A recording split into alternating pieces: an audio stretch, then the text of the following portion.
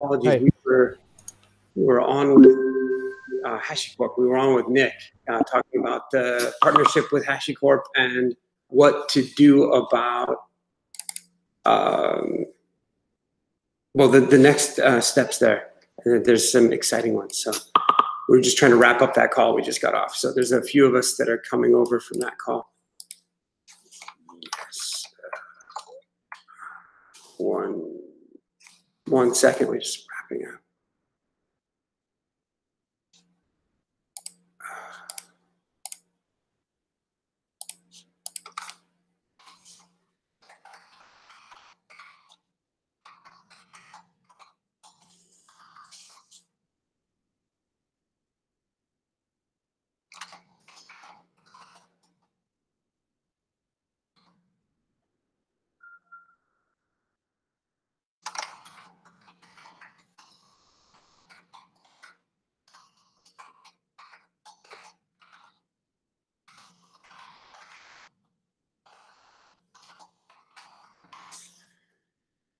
Okay.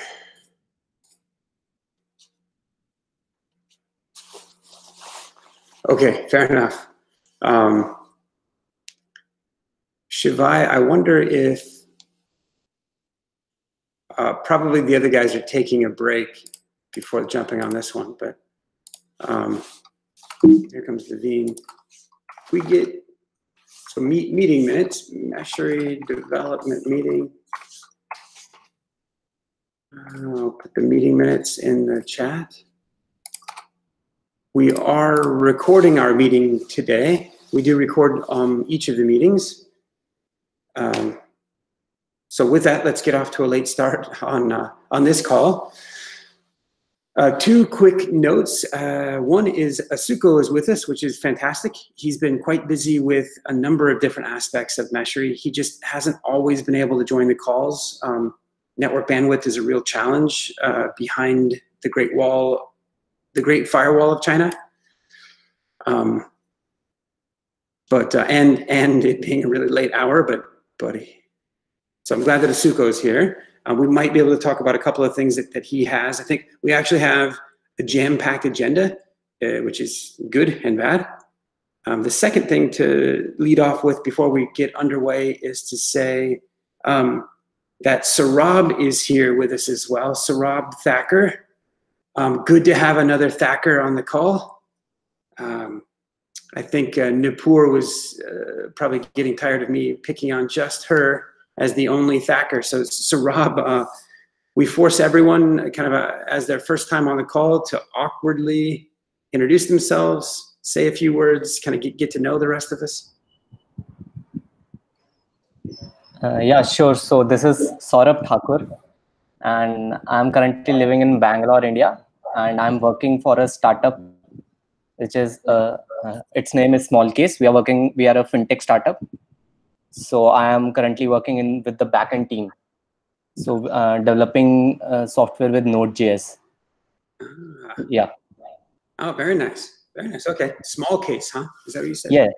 Okay. Smallcase.com. I'll send the link to you. Oh, okay. Nice. Curious for some of the other folks on the phone. Would anyone else from Bangalore know about Smallcase by chance? I wonder. Maybe if you invest in stocks, maybe you have listened about us. Yeah. We do, huh? Okay. Well, yeah, you guys have to speak up if you've heard of it. But okay, good. Saurabh, great, very nice to have you. This is I'm pretty giggly about it. This is great. Same here. Thanks. Yeah. All right, fair enough. Let me, and by the way, as the community grows, we are working on trying to scale out the various roles in the community. So one thing that I should pause for just a moment and say is that one of those roles, Kush is now wearing something of a new hat. I expect he'll wear a number of more of these hats over time, but has taken on a maintainer role for the Octarine adapter. a good adapter to start with, in that it's not a very that it doesn't have immediate roadmap. So it's not like drinking from a fire hose. So it's a good adapter to kind of get into. It's also actually slightly a unique adapter, in so much as it's the only adapter today that when you go to deploy that service mesh, Octarine, that it only wants to deploy your data plane. It wants you to connect to a remote control plane. That control plane is a hosted playground instance, if you will, of Octarine. So it's a unique adapter in that regard, kind of somewhat divergent. That's why when on the README for the Octarine adapter, you'll see information about like passwords and usernames to that public-facing Octarine sandbox. So kudos to Kush on that. The other roles, there's a bunch of other roles that need to be scaled. And the reason that I actually mentioned this is one, to talk about Kush taking on that new role, and then two, to say that we shouldn't be bottlenecked on Lee and Lee showing up to a meeting, and Lee kind of bringing up the minutes, and Lee facilitating that. That we need to get the right tools in place such that others can host, make sure we've got a community conference tool. We just requisitioned a Zoom account actually given to us by the CNCF. So that's good. And we might look at transitioning from that to Zoom, maybe only to the extent that we can empower everyone to host the meetings, record the meetings, even live stream them to YouTube at the same time, so that we don't have to go through this other process of, after this meeting is over, I have to go upload the video to YouTube. And anyway, point is, a lot of considerations about how to scale. And so that's certainly one of them. Okay, here's the other thing. If you have access to the meeting minutes, yeah, please do help take notes as we go. We got a couple of topics. And if you guys don't see your topic there, please list it. There was another one. It's essentially a new architecture around use of Helm, sort of paddle slash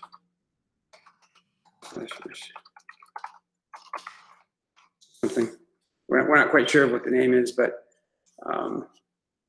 let's see if we can hit these. And if you guys want to change up their order, let's do that. I can end it if you want. Okay, very good. Kush, we've had this one outstanding for a while, and I think, near as I understand, I think we're about ready to push the merge button. From my perspective, it was,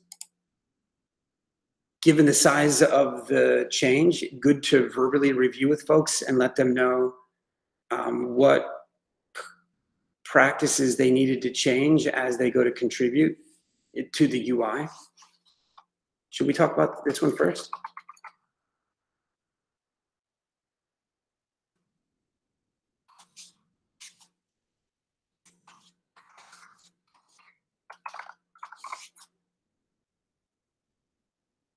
And if so, Kush, if you're there, lead us off, like to talk to us about the change. So like we were having Golang lints and Golang's rules for a while, but there were no rules for the client code. So PR 797, yes, it's 797. In PR 797, I have added some initial ESLint rules with CI actions and makefile command. There are around 185 errors, which I have turned them into warning because there was a lot of labor work to do. But once the merge button has been hit on the PR, I'm gonna open a tracking issue in which I'm gonna list all of the components where these errors are occurring. And the most common error we are having in our code base is importing of unused variables. We have imported some components from Material UI and React JSX, but we have not used any of such components in our code or in a code file. And also there is one more error, which is blank variable assignments. Like we have initiated the variable, but we have not used the variable anywhere in the code. So that's two of the major errors. Once this PR is merged, we can open a tracking issue so that all the new contributors or existing contributors can contribute to them and fix them. And after that, we can adopt to some standard JS code practices like Airbnb, Google, or any of which the community feels nice. Okay. Immediately after we merge this PR, is this the practice that we would be asking people to do to run this linter locally? Yes, this is the command which will run the linter locally. And then part of this PR to have that linter run during the CI workflow. The CI is already integrated. I have added in GitHub action for this. Okay, in this PR or In this PR only. okay, very good. And that is here, correct?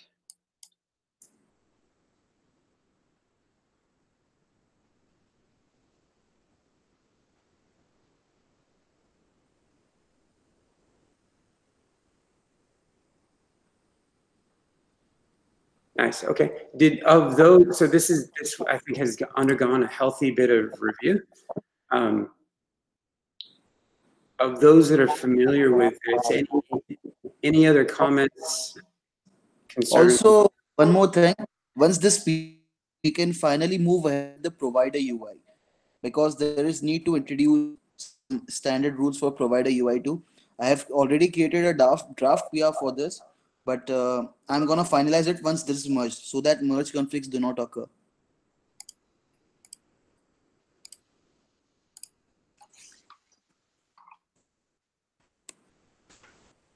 Any comments from others on the phone?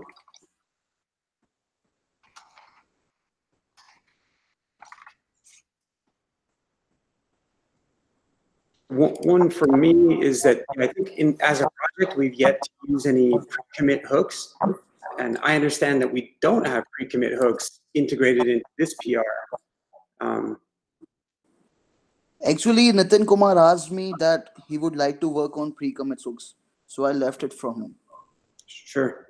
One of the things about using these is that, in a good way, the validation, the checks run early, right? They run before you push your code. In a bad way, they are somewhat prohibitive to contribution.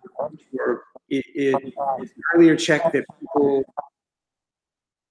that people receive and might not get them as far along. So as we go to use pre-commit hooks, we want to make sure we've got the right experience that we're still being very encouraging of people contributing.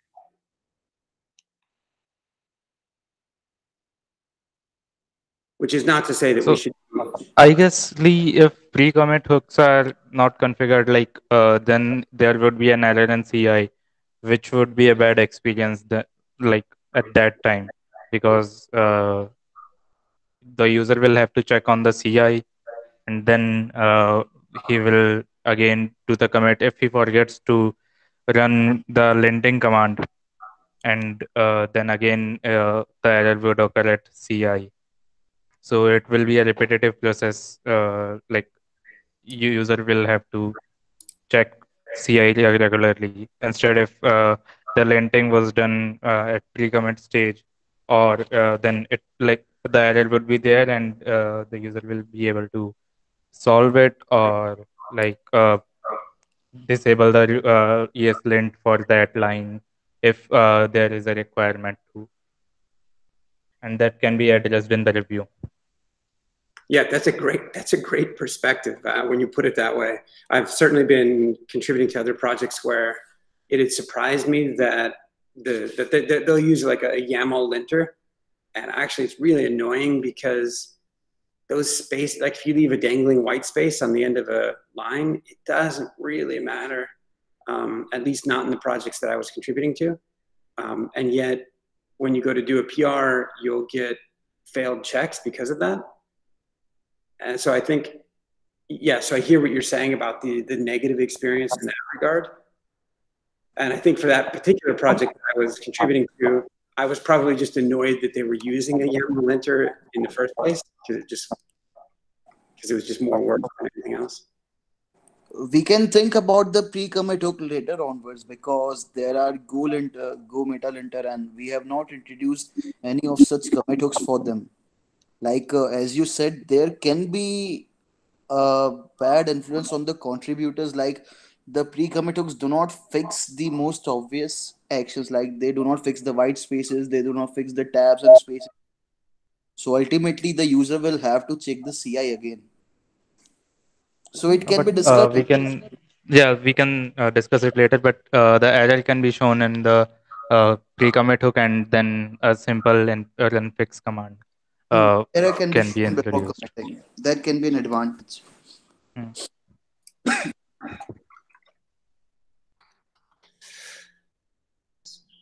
Very good. Any last comments?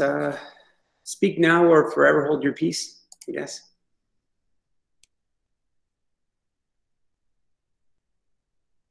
One, two. Awesome. Good. Very good. All right, next topic. So Kush, you'll kind of cruise on into the provider UI, do some similar things there.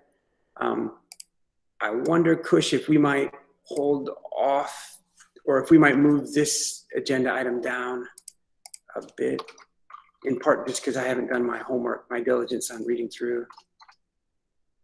Another smaller item around potential use of a spell checker. You guys want to, Naveen, did you want to talk about this? Yeah, so the spell checker which I have introduced is C-spell, which basically does the spell check in code, like it is code spelling check.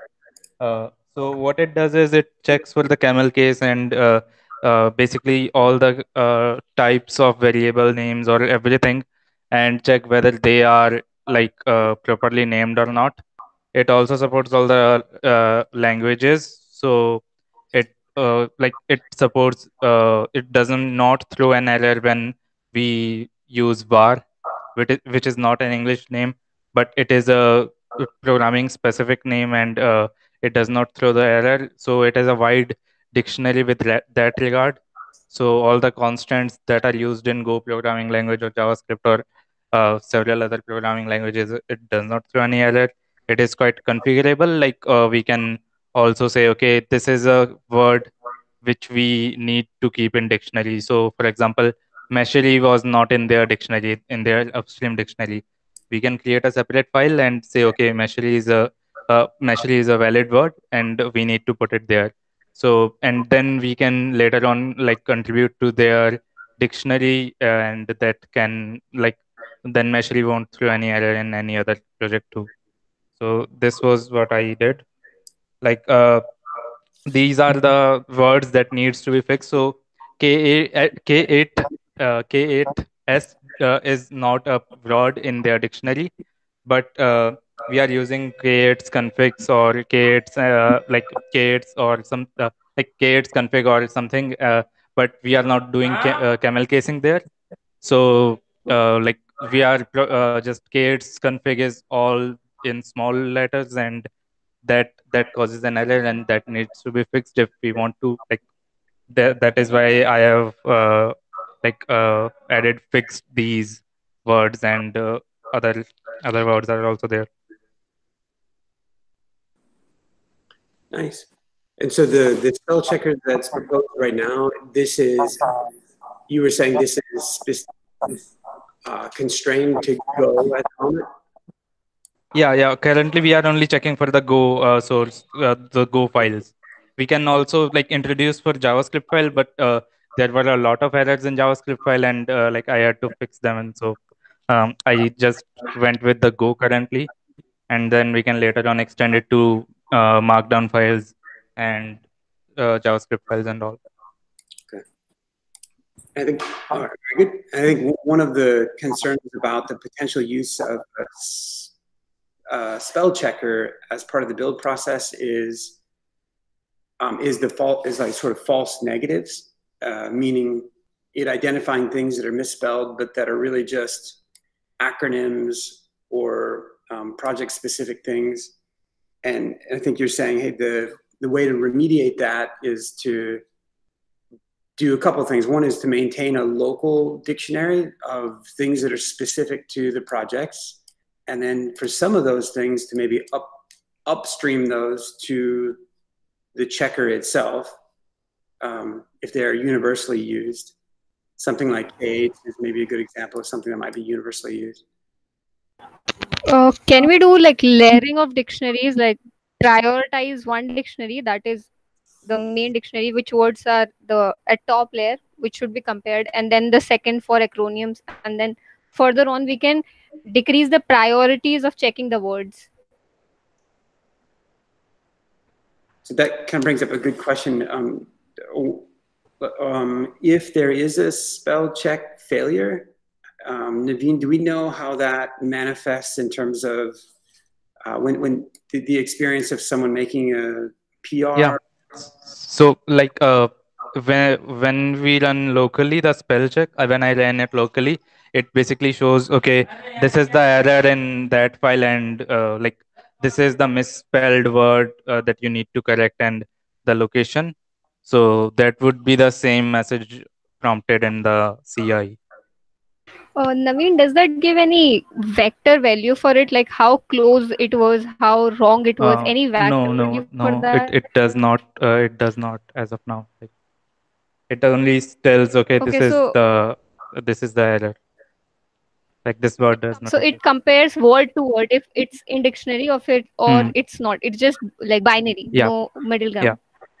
Okay. And like Okay, for fine. that we need to we need to manually do the checking whether this word exists or not. And uh, for the layering, what we can do is we can add them in dictionary, but I don't think like that would give any suggestion or so. I just have one suggestion about that. Like we can maintain one dictionary which is Hmm. with fixed words, and we can prioritize. Like we can decide vectors on our own. Like if it's in the main dictionary, we can give it a true value 1. If it's in the layer 2 dictionary, we can give it 0.75 value, and then so on. We can decrease the priority of wrong and right. I guess that is what maybe like something of layering, because I guess not all words or not all the matches, like supposingly some acronym is there, but Hmm. we don't know if it's actually an acronym or an error. So that can be at layer 2 or layer 3, but I really don't think that should be at layer 1 of comparison. No, I totally get you. Like they do have main dictionary, and I guess spell check. I will have to look whether it supports such kind of functionality or not. But I guess with what you are suggesting, we have only two layers basically. So one being the upstream dictionary, which they have all the words, and we can specify, okay, we don't want this language, and we don't want English for say, or say JavaScript words. And the second layer which we are including in our own repository. So I will have to look whether they support multi layers, and whether we can like change the accuracy and while maintaining some sort of vector or hash map. Yeah, I like don't think I it think does that for will be an now. Yeah. appropriate thing for maintaining an hash table or something of that sort. Just a suggestion. Yeah, I will have to look at it. I don't think it does, but I will look into it. Okay, thank you.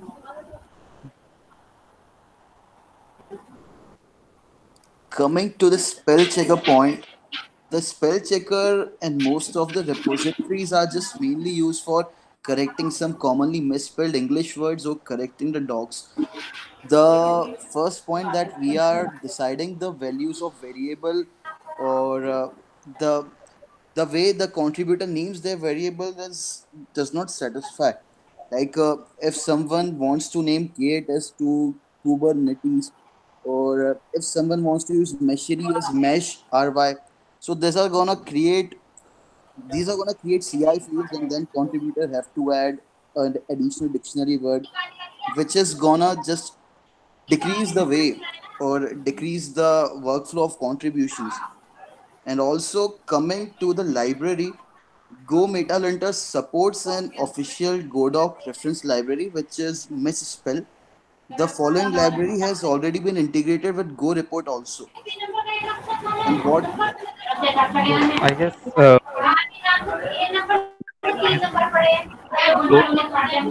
is, I guess, an public repository, and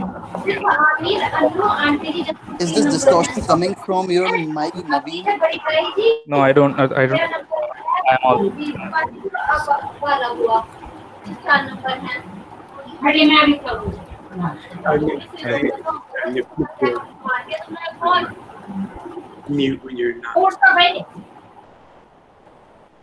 So what I was what I was saying is, well,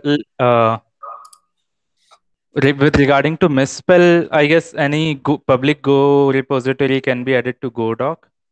So, with respect to that point, I guess, uh, because I have seen, and with respect to the contributor process, so if anyone misspells Meshery with MESHRY, we all like that should be corrected in my point of view.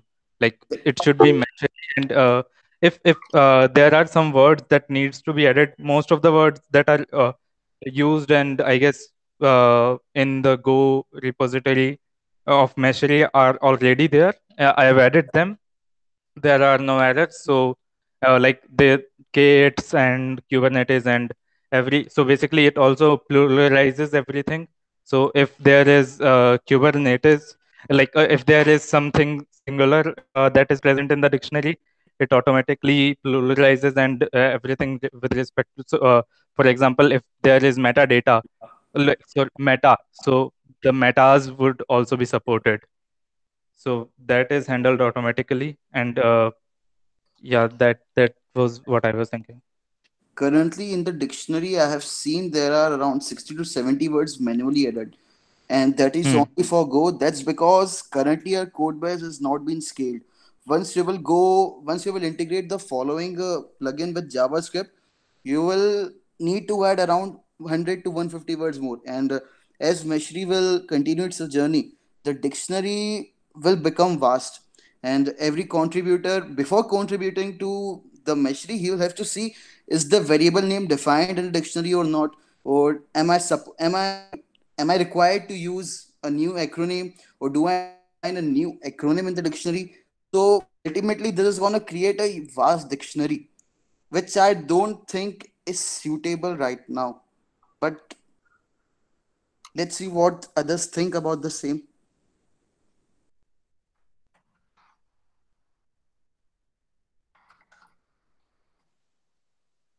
Sorry, Lee, you were writing something. Yeah, am I muted now? I don't can't remember. Yeah, I am trying to self-educate as we go. I think if we were to articulate the value of the spell checker, of this particular spell checker at the moment, is it accurate that it sort of falls between two things? It's identification of misspelled English words that people would then correct, and two, it would be encouragement of idiomatic practices of, in so much as I understood, it would be encouragement of camel casing for Golang for right now, since we're focused on, since it's walking through Golang. Yeah, so character-wise, we can use Golang or any other like any other support. Like most of the programming languages currently use Go, camel kissing. So yeah. Oh, nice, very good. So easier to read, more consistent code, kind of easier to read code, idiomatic code as well.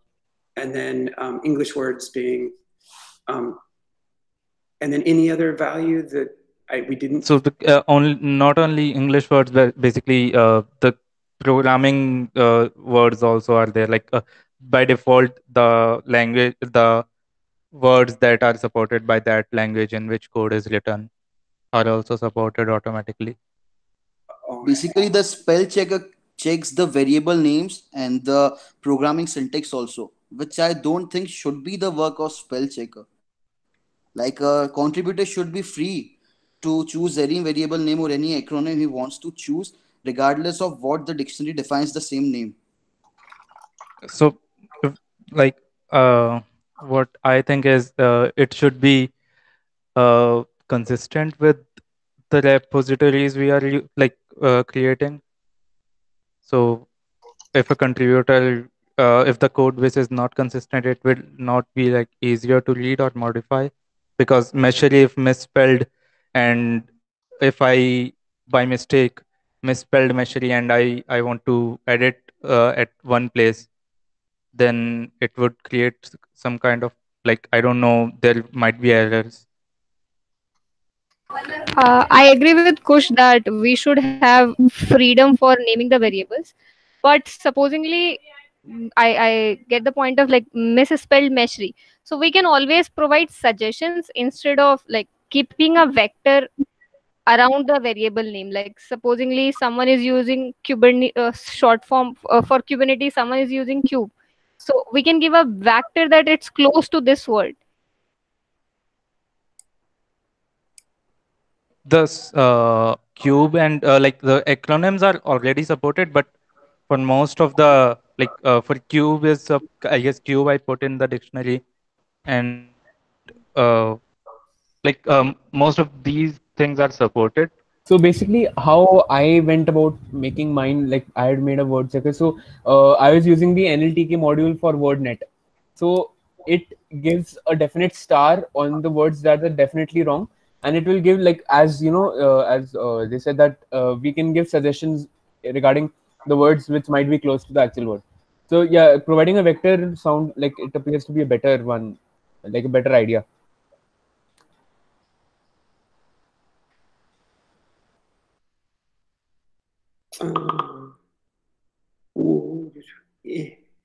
Any other thoughts? We can take it on Meshri Temp, like you suggested. I agree that we can do some experimental checks on Meshri Temp repo and we can see how it goes over there. And then we can introduce in the main repo.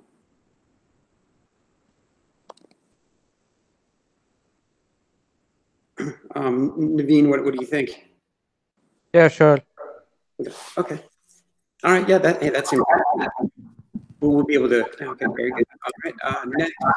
Lee, I'm audible. Yep. Lee, I have just suggestions to regarding what we are discussing here. I think Naveen, Kush, and Shiva or anybody contributing to the repository. I think without putting code in the repository, I think it just definitely some have a plan regarding I think so far we're discussing spell checking things and linting things. I think moving forward we have do some major changes regarding our CI/CD process. So, and I think after that we are be able to do this kind of process inline, streamline these processes, kind of a spell checking or anything. I think we can if anyone contributing to the repository and they have the suggestion that kind of should have a linting kind of a thing or spell checking kind of a thing. I think before they putting effort and updating the repository, they have some plan to do it. So they can create the virtual repository there and they show us this is the process that I want to update in our repository before loading original repository. So I think moving forward, that's a good decision, good thing if we can do as well. And I think these linting and also other changes regarding building process we could do in future as well. And I think we have a lot of time to do that well. I think the suggestion here is mine that if you think something you have to contribute in the repository, so you have prepared some kind of a demo over there. So share with us, and we can give you some great suggestion regarding that. Nice. I think in part what you were saying is sort of identifying the value of this playground that we have, the Meshery temp repo, which is really it's just a copy of the Meshery repo in a sandbox that people can play around with and try to assess the value of a given change. And is that what you were alluding Yes, to? Lee, I just asking about that if we feel that's something we should do, something we should do, regardless of doing it in our own repository. We have created our own sandbox environment, and we can we can put a demo over there. So because this is a huge repository over there, we have so many things out there. But then it's in my own repository, I can demo out to you that I want to build a Docker action or other actions, so people get to know what kind of this thing is. And if we are agreed on that, then we put effort on our big repository there. I think we would work on that. I think it's my suggestion here is we can play in the sandbox environment most of the time. Makes a lot of sense. Yep. It's a good process. All right. So Asuko was potentially going to discuss the next topic, but I believe he had to jump off because he was on a call an hour earlier. And so next up is Nuna. Yay. All right. So let me share my screen. I think it will take like maybe a couple times just to explain everything with Docker app. So today it's more like an introduction. I will try to make it like we can like reviewing it and you can repeat it at home. So it just doesn't work on my machine. And let me share you actually the VM that I prepared everything. Okay. Can you see my VM? Can you see my screen? Nope. Okay, it's coming apparently. Visible Can you now. see it? Yes, it's visible now. Okay. And you see the mouse also? Important. Yep. Okay. So what we will do today is just quickly go through like the installation steps, and then I will move in and explain what is, let's say, the package of Docker app for Meshery and how it relates. Okay, so that's mainly the more important part. So here I do have a freshly installed Windows 2010. The version is important. So starting version 2004, which is 2004 actually. As you can see here is a Windows 10 Home. No more Pro, no more Enterprise, okay? On this Windows 10 Home, what we can have is WSL2, okay? Which brings like the version 2 here. It's important. So it's a micro VM that is running behind the scenes. I think I have to do that and list. Okay, yeah. So I'm not. Okay, it's okay. So with administrator rights, PowerShell administrator. Sorry, I just need to quickly show you that so you understand what is running behind the scenes and why it's so cool. Okay, list. All right, so here you can see there's a VM running. So it's a micro VM actually that is running, and that's hosting actually the micro VM for WSL2. Okay. Docker, what they did. So first about Docker, when 2004 is released, the Docker desktop stable, okay, will also be running on Windows 10 Home finally. So there's a huge push, actually, thanks to WSL2, there's a huge push of these tools that were normally only available for us with, let's say, the Windows 10 Professional or Enterprise editions. Now, every one of us with 10 Home can actually have it. And that will like, it's like powder, you know, like it will just go blowing like crazy. So everyone else that we are developing now, like Meshri, for example, today it's available for the Linux users, it's available for the Mac users. But for Windows, like if you are at home, your Windows 10 Home could not really, let's say, run it because you don't have Docker actually on it. So now, here we go, we do have it. So all that to say, so if I go here, what Docker did, sorry, I need just to do this introduction, and like I said, it will be 2 times. You know, that was great because I didn't realize that Docker Desktop wasn't supported on Windows Home previously. Because it needed a VM, and then no VM could run without Hyper-V, so no Hyper-V was running on Windows 10 Home prior. So now what they did is like they have these, they separated kind of like the full Hyper-V that we have to what they call the visualization platform. That is an underlaying just below. And then now these like micro VMs for WSL2 typically can run on it. And thanks to that, what Docker did is now if I go to the settings here, use a WSL2 based engine. So there's no Moby. Like for the ones who know Docker, before there was like this VM called Moby and then Docker Desktop VM that was running. So we could run Linux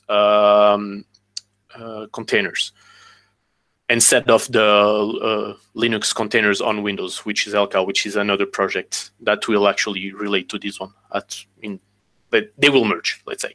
So here, WSL2 then is enabled. So now we can really get it, our Docker containers for Linux actually can run on it. And here what we have, there's a lot of, let's say, how to run Docker Desktop on Windows now with WSL2. So I might find the best link and I will provide it to you. But then here on the resources, we have this WSL integration. And here you can tell that it's a freshly new machine because I just have one distribution. For the ones who know me, like I have like 30 almost distributions on my main computer because I like that. Anyway, so here I can enable integration with my WSL distro and it's using Ubuntu. Okay, then I have my Docker engine just in case if I want to change the daemon settings. And finally, I'm using the experimental features of the command line, which is important.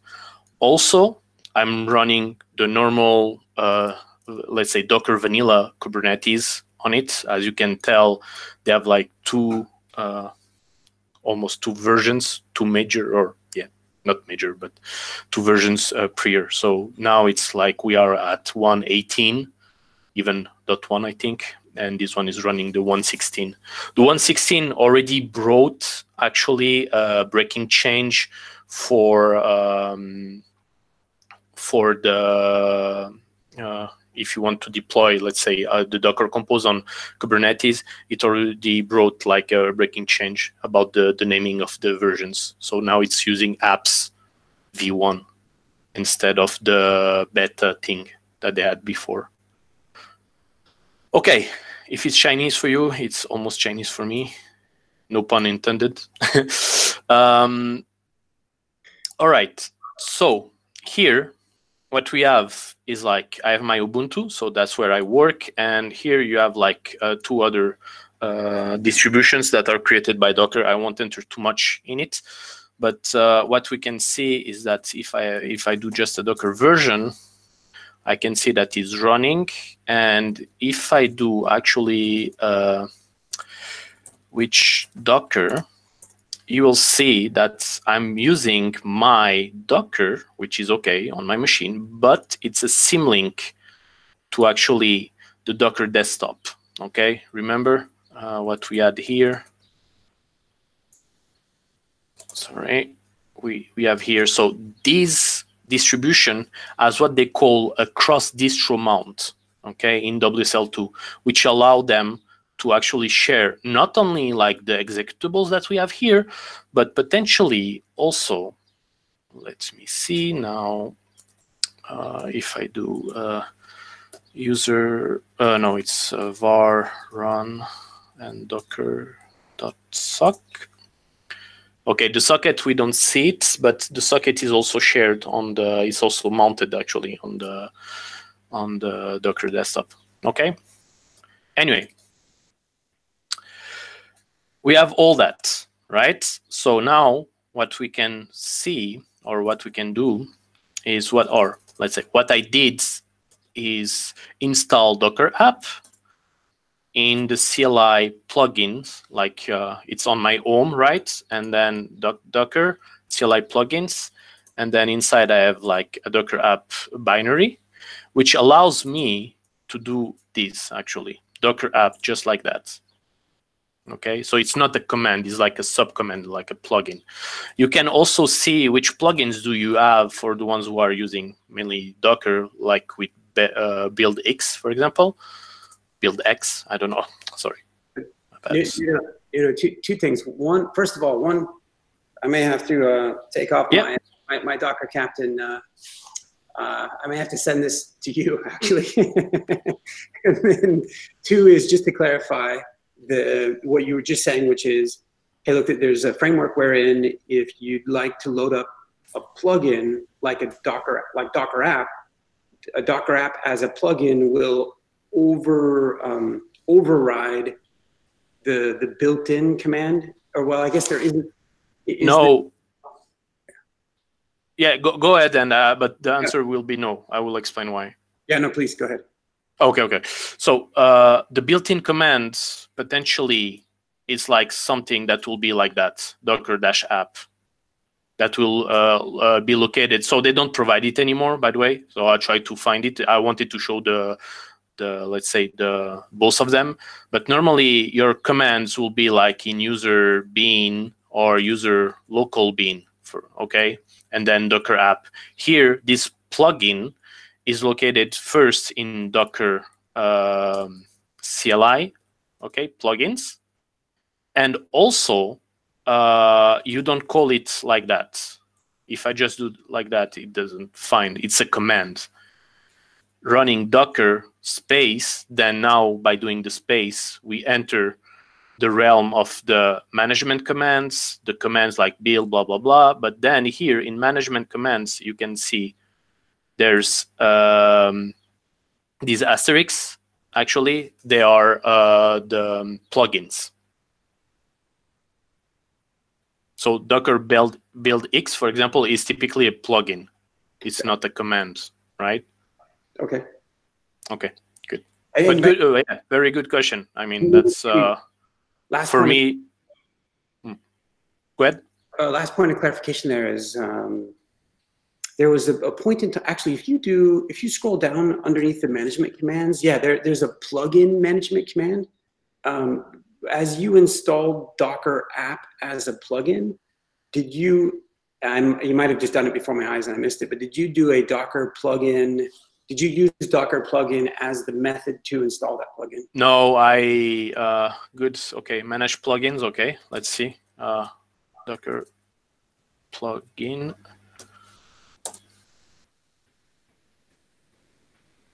LS. Okay, good. So All right. I never used it. To be totally sincere, I followed like the Docker app way, which is here. So I'm on Docker app GitHub, and then download and then install in the CLI plugin. So the Docker plugin, that's a good way. I'll try it actually.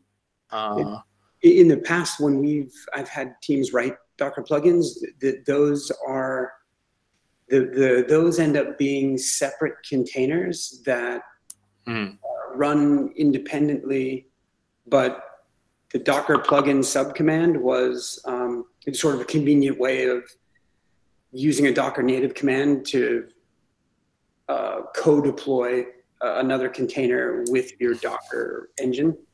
Okay.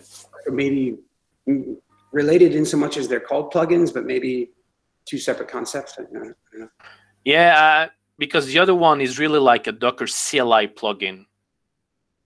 So that might be like the difference. But yeah, good point. I'll try to check what is this Docker plugin itself. And I guess it's what you were just saying, but it's more like yeah. I don't know. I don't know what stands for the plugin here. For sure, like the CLI is really on your own .docker, and that's the same for PowerShell, by the way. It's also you create like this .docker and then CLI plugins. That's important. Okay, sorry, here. And then inside you add your plugins. Build or buildx that you could see before is actually installed from the Docker desktop VM itself. Got it. If that makes sense. Okay. Good. 5 minutes. So anyway, Docker app then. Docker app, I just asked for a push inversion because now it's starting to be quite old. But what I did, or what we can see, let me just do something like that. No, it doesn't want to. No, I did install VS Codes. Oh, but I didn't restart, I think. Okay, anyway. So, it's VS? No. Nah, okay, no problem. If we have a look, so I just clone Meshry again. And in Meshry, for Meshry CTL, actually, or used by Meshry CTL, we do have these Docker Compose, right? Jesus Christ. Sorry for that. Docker Compose. Okay, good. And we have like, okay, the watchtower, the volumes, and then the different Meshry adapters, okay, that are also inside or are called like in a container. Okay, every image here, okay, will be run it. So the first time that you try now to go to, actually, you put it here, install, I think it was. Oh no, okay, I'm already in Meshry. Here we have this folder now, install. And if we look inside, we have deployment YAMLs, Kubernetes, and then the Meshry Docker app. Okay, so if we look inside, I can go inside actually. If we look inside, there's like 3 files.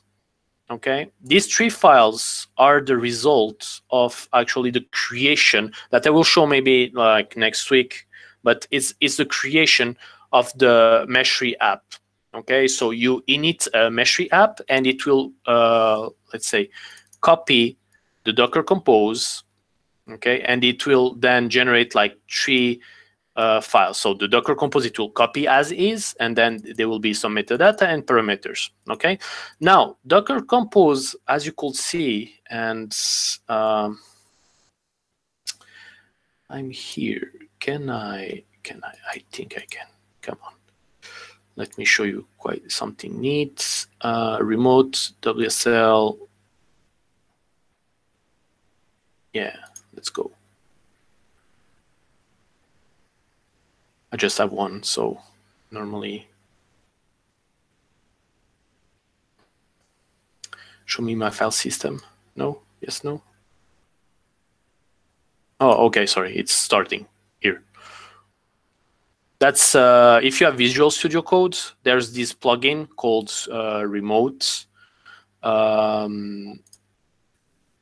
WSL, and you can tell now that I'm connected through it. Okay, and if I do an open folder, you can see now that I'm on my file system. Okay, from Ubuntu, and here you see I have my mesh tree, and I just say okay. And now I can see what I was seeing here, but from the Visual Studio Code on Windows side, right? So that's quite amazing what they did here. Anyway, so what I wanted to show you before it's ending, sorry, it took some time. Let me get it, okay, let me get it both, and so I can show you the difference, and then we will learn how to get the difference done. Actually, I want both of you. Oh, okay, and I want you. Okay, good. And I want to split it. Nice. All right, and this one out. Okay, can you see? Yep. All right, it's maybe not the best because I'm on this tiny VM, but anyway. So forget the version for now. I needed to change it for Docker app. But then here, you can see, for example, the label, sorry. So here, every time you can see all the reference coming in. So every time you have to retype and ensure that the label is maybe the correct one or something like that. So now with Docker app, what they did is like they change it to use a flag, kind of, or a variable, if you want. So labels.watchtower are actually defined here in the parameters file. And here you can see labels. That's my top node, if you want, and then watchtower. And how I call them is with these dots. So the more I go down, and the more dots I will have, right? So what I did then, here we have istio, linkerd. You see, like, these ports should be something that means something to us now. So instead of typing here, hard coding the ports, right? Here, 10,000, 10,001, and so on. So now I can simply call them like the istio port. Okay, so that's the first thing. So you get all your variables in one place, and then you just reference it with this what they call the mustache variable. All right.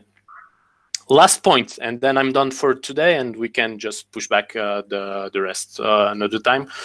Is that what will be useful even more than that just calling it like ports and something like that, is that now whenever we will call the Docker app, we can supersede or overwrite, I don't know how to say, but the variable. So it's variables, right? So whenever you will say like, okay, we need to use, like, for istio, it's no more the 10,000 on my side. I will bind 10,000 onto the Docker container or the container port. Okay, but then on my port, maybe 10,000 is already used for whatever reason. So I might put it on 20,000. Why not? Okay, here with Docker Compose, somehow normally you should like go to the compose file, change the port, and then run it, right? But then there's a change in code. Docker app, or even more largely like the Cloud Native Application Bundle, CNAB, okay, because that's what we are doing here. We are creating a bundle at the end of the day. CNAB allow like these right kind of ones and then run it. And you just need to ensure that all your variables, either they go by default, so the defaults will be here in your parameters file, or when you will call it, run it, right, is like a Docker command. Like instead of doing docker run Ubuntu, you might say like docker run Ubuntu and echo, I don't know, or hostname, for example. So you overwrite the command ends and it returns you just a command. Like you can also, let's say, supersede or overwrite the entry points, for example. So all that is something that Docker app will allow you to do quite easily. So you just write your default variables here on parameters. The Docker compose will get everything. And like if someone paid attention to what I'm saying, hopefully yes, there's some metadata. The metadata is just like, what is the bundle actually? So that's the first version, that's the name, and then who is the maintainer. Okay, I think this email doesn't exist rightly yet. So so anyway, so I will change it at some point. But that was just a pun to you. Try it out, see what happens. You might be surprised. Oh, hey, nice. I don't know who will answer though, but yeah, that's cool. Okay, so I just saw, let me just jump to questions quickly. Sorry, it's just running late, I know. File structures supported by Docker app automatically. Yes. Okay, let me just quickly explain. It's a Docker compose, as you can see, or YAML type of file, right? So it's a YAML file, by the way. But so it's like with the spaces, like these two spaces and so on. And the more you go down, then you're like calling like variables and properties and setting them, right? So here, the Docker compose for Docker app, and I will show Porter down the road. You will see that it's the same YAML. So that will speak to us, but the hierarchy, this version, these services and everything, forget that. It doesn't exist there, okay? It's another tool to create also Synapse bundles, okay? But then it's using some other approach, which is up to you to judge. For me, I learned Synapse with Docker app because it was that easy. I just init a Docker app from a compose file that is already existing, and it will connect automatically to the Docker host, okay, that I have. So I could run, let's say, Docker apps locally. Then when you move to the real cloud native, right, so you are deploying your tools into some potentially Kubernetes cluster at the end of the day, then Porter might be more useful because they have these kind of mixins, and you have Elm mixin, and you have Kubernetes actually mixing also. I will show you what it is another time. Again, I don't know Elm charts at all. I can use them, but that's what makes it cool, because the developer will develop them, and then the operator, like me, will, let's say, run it. That's the principle of cloud native application bundles. It's like we can dissociate almost like the development from the operator, but what the developer gives to the operator is not like a set of like, oh, you should run this and then run that, and then here you need this property and so on. No, the cloud native bundle, the goal of a bundle, right, is like you get it and you run it. And that's, let's say, one of the strengths really of these Synapse bundles. Again, it's version 1, so yeah. Sir, I was talking about like the variables we are taking stu.port. So we get it from parameter.yml. So exactly. For that, I was talking about that how we are getting value from parameters.yml. Is Docker app supporting this variable thing, or yes. That okay. Docker app itself is these 3 files actually. You saw like here I'm in this directory, meshry-app.docker app, okay? And inside I have like these 3 files. But when I will run it, so the next time I'll show you the commands, but the next time I will run it, I will run actually not the Docker compose or the metadata or parameters. I won't call anything of that. I will just say, please Docker app install meshry-app.docker app, and it will read everything that is inside. So once it's inside, Docker app is built, sorry, not these ones, this one, is built to see, to look at this, and what it will do is like it will read the metadata just to get the name, okay? Then it will read the Docker Compose, and for each variable that you will see in curly braces like that, it will reference it against the parameters.yaml. Does it answer your question? Yeah, sure. Thank you so much. Okay, you're welcome. Okay, not so much to say more. Any other questions? Yeah. No. Sign here. Can you guys hear me? Yeah, I can hear you, Sid. Yeah. No. I just have just a yes no of type of a question because I think we have not so much time here. So one thing I think a Docker app, the way Docker app works, I think when I previously searched for that and doing work and doing some homework there, I think in the Docker Compose, people might ask that we have a flag there. So let's say I have I have two branches. One is staging and one production branch. So I want to filter out some of the services might not be ready for the production environments. So yes. I have felt off that value. So they have not goes to the production branch, but I have to get in the staging environment. I think a lot of people are asking about this feature in the Docker Compose file. So regardless of in the Docker Compose file, they are now doing in the Docker app file. It's kind of this is a good interpretation to Docker app, or you can add yes and no. Like if you want like CNAB, so Cloud Native Application Bundle still, CNAB bundles are, let's say, what is really behind in terms of theory, if you want. Okay, so the CNAB is what we are doing here. So you will not just use a Docker app. You could, by the way, because that's how I do it. Don't repeat it. But you could like bundle these Docker apps and run them kind of again, instead of the Docker Compose itself. Okay, so to allow me with these variable, let's say, flexibilities.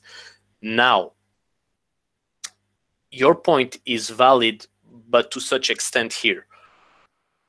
If you have like stage environments and then UATs and then prods, your targets, if you want, are different.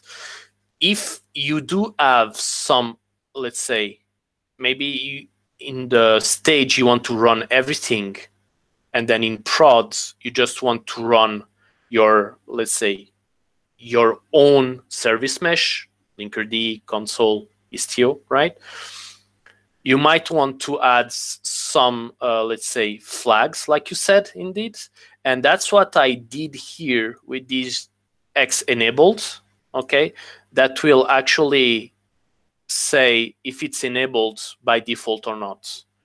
And what I did is like every single service mesh, I don't install it by default, okay? The connectors then. Why? Because like that, I can just deploy the connector that I want or the connectors that I want by updating it. And I will show you that maybe with the commands. It will be more, let's say, visual. But your point is true. But then remember that here, if with Docker at least, if I want to change, if I want to change the, let's say, the context. Here I just have one, okay? Let's say that that's my dev, okay? Now I should create another context here and point it at that it's not Kubernetes internal, but it's maybe Azure or AWS or whatever. Does it answer or? Yes, no. Great answer, great elaboration. Thank you for that. Just one thing, I think, I think it's a small answer. So just a small question from you. I think Docker Compose is a Docker app is doing they have the heavy lifting of moving the Docker Compose file. I think they have done two things. They have to shift the Docker Compose file And plus, I think the way you think, we have to have a feature flag there. Then we want to enable, and we want to enable the certain things. So kind of we have 3 service mesh there, but we want in the production environment to have just 2 service mesh. I think. So yeah, be careful. Okay, Compose is definitively having a huge push, which is great because the Compose format, like we saw, is really like readable and we can reuse it. And Compose is here to stay. Docker app I'm showing today, that's what I built up with Meshery and everything. Okay, so it allows us also to, let's say, enter this world of CNAB, but we might want to switch to Porter soon because Docker app is not, let's say, discontinued, but it's really in heavy talks if they want to go for suite or if they just remain with the Compose. Compose is here to stay. So if you want to learn something, learn Compose for the time being. The Docker app is a very, let's say, smooth introduction to CNABs because it moves from Compose to something else. And actually, I will, okay, let's stop it here from my side, sorry. But the next time I will just show you, let me stop sharing also. I will just show you how actually we can initiate, and every step we can actually run it. We could run the Docker Compose file that we have from the very beginning, just like that, without any variables. It will run also in Docker app, okay? But that's not the goal, that's not the essence, I would say.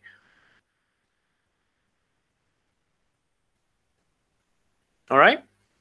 Okay, thanks you, Nono. I think we could do next episode of that for coming. Yeah, I will do something. I will ask Furley for more time.